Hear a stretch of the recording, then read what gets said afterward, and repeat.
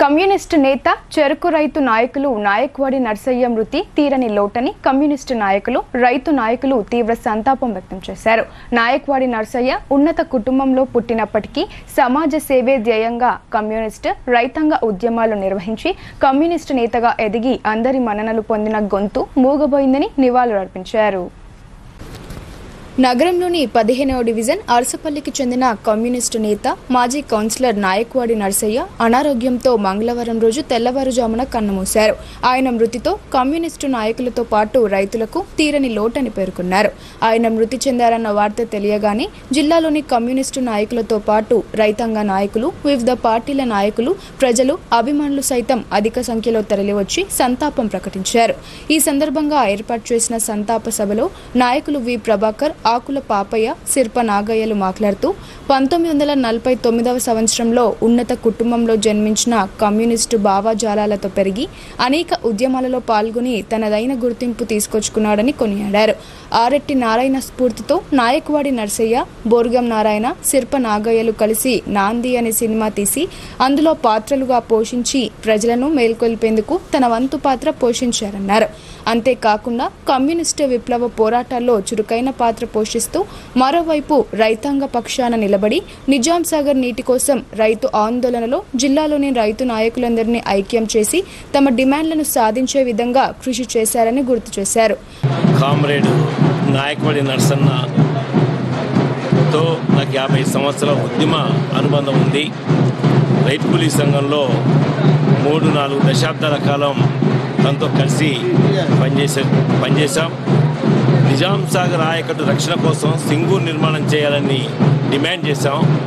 కానీ చుట్టమే పిలిస్తే దయమై పట్టినట్లుగా సింగూరుని హైదరాబాద్ జంట నగరాలకు కేటాయించడం, దీనిపైన కూడా పెద్ద ఉద్యమం చేశాం.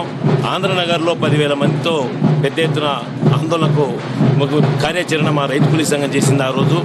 ఈ నేపథ్యంలోనే తను అర్సాపల్లి గడ్డగా, విప్లవ గడ్డగా మార్చడానికి ఆరెట్టి నారాయణ గారితో కలిసి చాలా చేసిన కృషి ఉంది. ఆ కళారూపాలు దాదాపుగా తెలంగాణ ఆనాడు ఉమ్మడి రాష్ట్రంగా మొత్తంగా తిరిగి ప్రజా చైతన్యాన్ని కుట్ర, నాంది, కరువు కథ అనేక కళారూపాల ద్వారా పరిచయం చేశారు.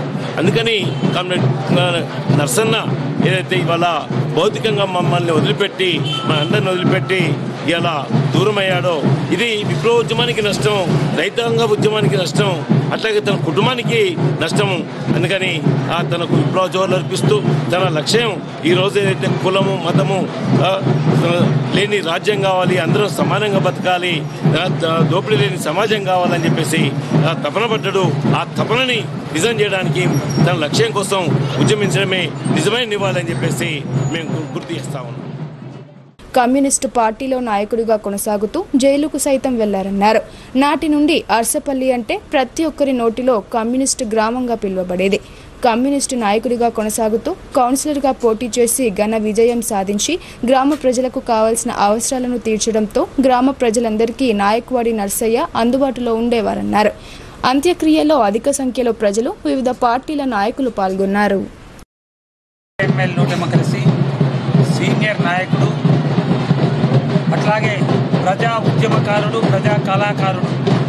ఈ రాష్ట్రంలో ప్రజా కళా మండలి ఈ నిజాం అర్సాపల్లిలో స్టార్ట్ చేసి రాష్ట్ర వ్యాప్తంగా ఆనాడున్న భూస్వాములకు, పెట్టుబడిదారుల విధానానికి వ్యతిరేకంగా ఎన్నో ప్రజల నాంది నాటకాన్ని, అట్లాగే కుట్ర వీధి భాగవతాన్ని, ఎన్నో ప్రజలను చైతన్యవంతం చేయడానికి, దొరల దౌర్జన్యానికి వ్యతిరేకంగా ఎన్నో కళారూపాల నుంచి సిరిసిల్ల, వేములవాడ, జగిత్యాల ప్రాంతంలో విప్లవోద్యమానికి అండగా నిలబడ్డ కామ్రేడ్ ఈరోజు మన నుంచి దూరం కావడం జరిగింది. అట్లాగే నిజాం సాగర్ మూమెంట్, నిజామాబాద్ జిల్లా అంటే నిజాం సాగర్ నీళ్లు ఇవ్వాలి అనేది, అట్లాగే చెరుకు ఉద్యమము, చెరుకు ఫ్యాక్టరీల గురించి వచ్చేసి రైతాంగ సమస్యల గురించి చేసిన